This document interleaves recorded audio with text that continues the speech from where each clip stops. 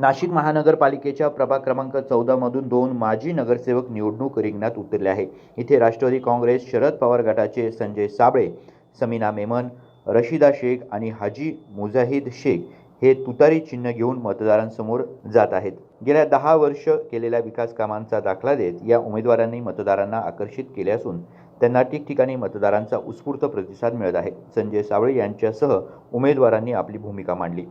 प्रभाग 14 चे 4 उमेदवार आहे शरद पवार गटाचे। येत्या 15 तारखेला त्यांना जास्त मतांनी निवडून द्या ही विनंती करते। नवीन प्रभाग 14 या ठिकाणी सर्व प्रभागातील 4 नगरसेवक समीना मेमन, रशिदा शेख, मुजाहिद हाजी आणि मी स्वतः संजय साबळे आम्ही प्रत्येक एरियामध्ये दौरा करतो आहे। मुलतानपुऱ्यापासून तर कोकणीपुरा, चौक मंडळी, काजीपुरा या ठिकाणी आम्ही कालच दौरा मारला आहे। चांगला रिस्पॉन्स आम्हाला या ठिकाणी भेटलेला आहे। त्याच पद्धतीने आम्ही रेणुकानगर, इगतपुरी चाळ, तो काजीपुरा, जोगवाडा या ठिकाणून आम्ही सगळीकडे आम्हाला चांगला रिस्पॉन्स भेटलेला आहे।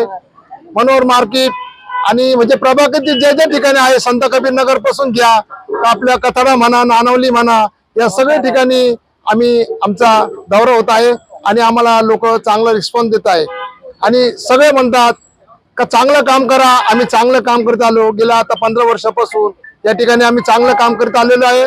या प्रभागातील मतदार पुरोगामी विचाराचा असल्यानं राष्ट्रवादी काँग्रेस शरद पवार गटाच्या या उमेदवारांना पाठिंबा देऊन विजयी करण्यासाठी आता कार्यकर्ते पदाधिकाऱ्यांनी निर्धार केला आहे। गुड्डू शेख, दिशा न्यूज, नाशिक।